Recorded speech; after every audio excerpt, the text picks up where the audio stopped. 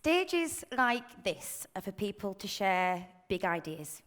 Ideas that empower, enable, change the world even. The thing is, my whole little life has been pulled apart by two big ideas. I'm here for a greater purpose, and I shouldn't be here at all.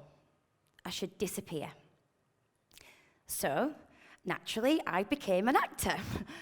As an actor, you get to be somebody and not be yourself. As myself, I've had some amazing experiences, but I've also had some really frightening ones, like a heart attack in my late teens. But when I'm a character on screen, all my own worries, am I healthy enough to have children of my own one day? Is it too late to make something of my life? Did I forget to empty the washing machine? They all disappear as I immerse myself in complex human situations that I've never actually experienced, like this. That's it, you're doing brilliant. Nearly there now. One more push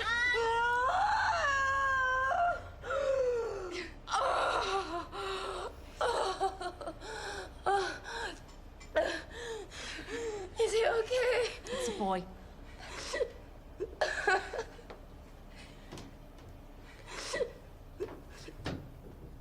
Why is he crying? Can you see? Please, I need to know he's okay.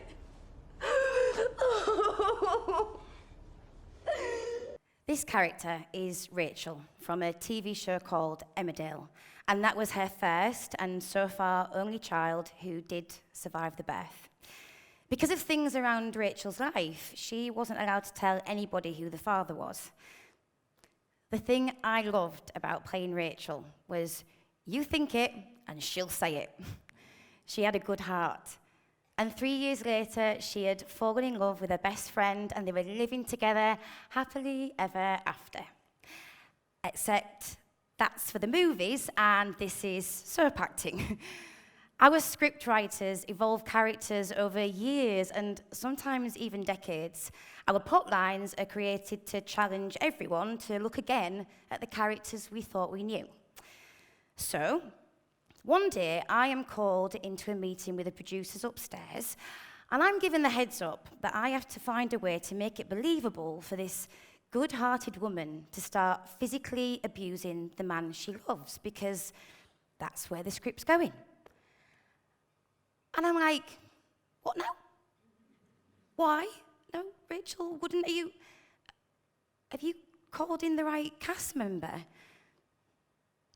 All of a sudden, a person with the job title Fight Director is working with me on how Rachel should hit her boyfriend, Sam Dingle. Now, I have hit people before as my character, but I didn't mind slapping Jay. I didn't mind punching Megan because they were all against Rachel and that was fine, but this was different. The first time my character had to hit the actor who plays Sam Dingle on set, I broke down in tears. I really struggled and I had to dig deeper to understand why Rachel would do this.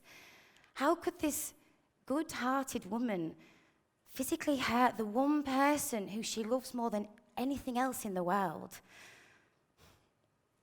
Heart attack aside, I don't think my experiences of life have been that unusual. I mean, my day-to-day interactions with people, from bullies at school to trolls online, we've all experienced something of this. And it's just how the world is, we say. So we go to our screens and we like and we share quotes like, "You only give people the power to hurt you if you let them." That first big idea, that I'm here for a greater purpose, to help people, it gave me a determination to give my all in academia, in the sports, the arts. That second big idea, the one that pulled my life apart, that that changed everything, because it pulled my life apart, because the idea was that people did have the power to hurt me, and I thought it was my fault because I'd let them. At school, I'd be awarded, and then I'd come home and cry. Day after day, words pushed me up and pulled me down.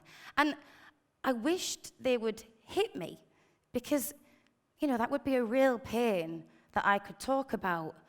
But it was all words. Their words covered me and were all that I could think about. And I tried to understand them until, over time, when I looked in the mirror, I began to see somebody to hate. Somebody who was just too much, disgusting. I'm a child on my own, and I don't know what to do with the idea that I shouldn't be here. I look in the mirror, and finally, I find the words to wrap around it. Am I too fat? Eating disorders are deadly, and no one has to die from them, but people still do, and people are dying now because of choices about how physically thin a person needs to be before intervention can be prioritized. Rapid weight loss or weight gain that has no medical cause is an external expression of something that is already there. Something that began before the visible change in weight. Waiting for the weight to change isn't going to stop what is already there, but the longer we wait. When it comes to eating disorders, the longer we wait, the more of a hold it has on a person. And the more expensive it is going to be to bring that person back. And I mean expensive in all senses of the word expensive. That heart attack in my late teens was my body failing in the grips of an eating disorder. At 12 years old, a medical assessment pulled me from my home and into a psychiatric unit.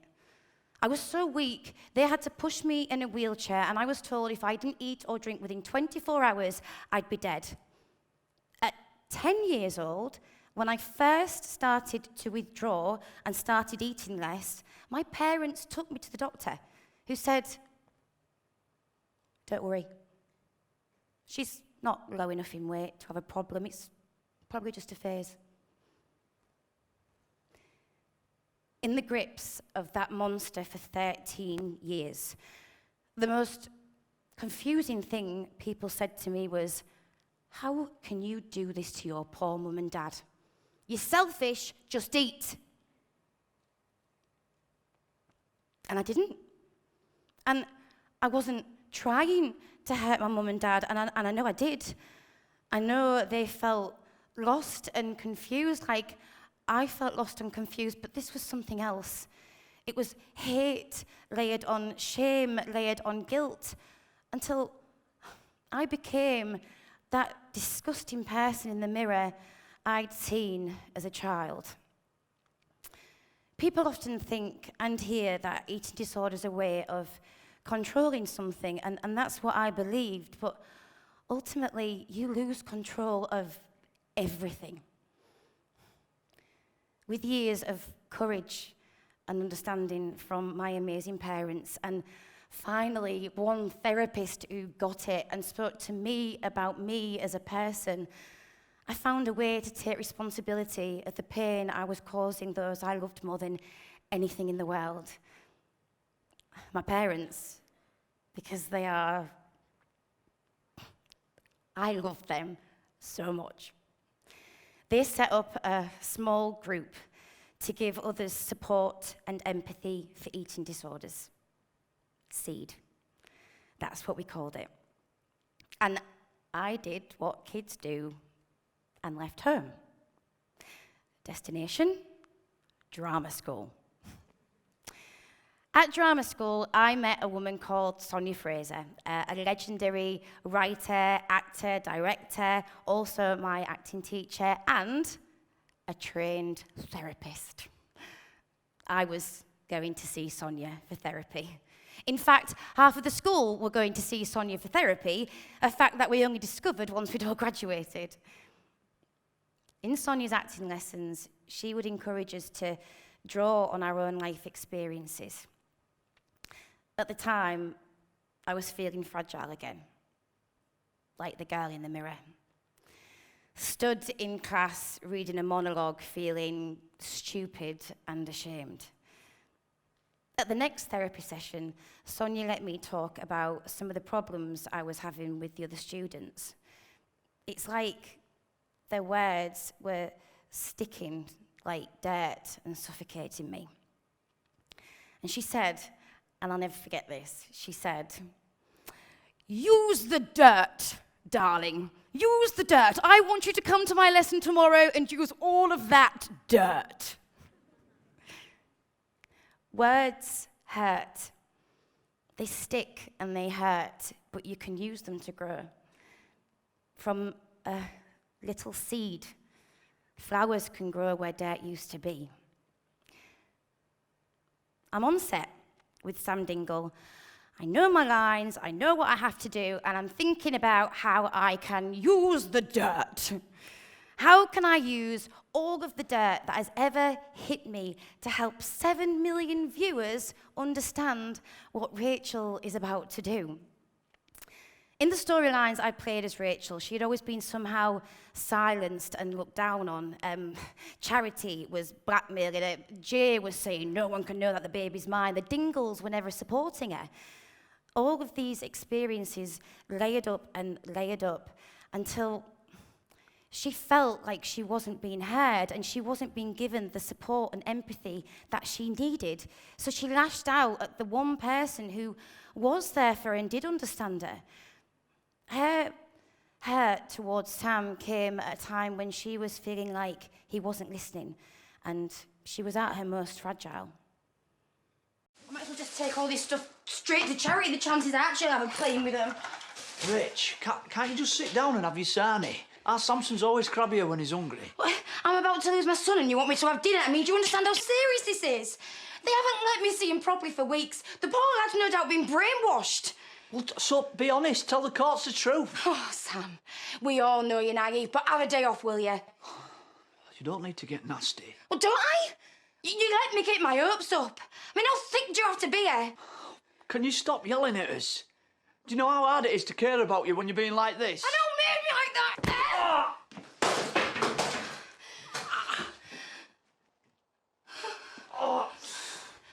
Words that hurt us can push us to stay silent. But pain is always expressed. To get the help she needed, my character left Emmerdale in 2015 and she was written out of the script. Rachel's actions needed to stop, and I hope she got the help she needed. Sometimes, what is more powerful than a new idea is to let go of an old one. It's not your fault if you are hurt by words. Use the words to point out the dirt. Use the dirt. Because we are all here for a greater purpose, and we are all meant to be here. Thank you.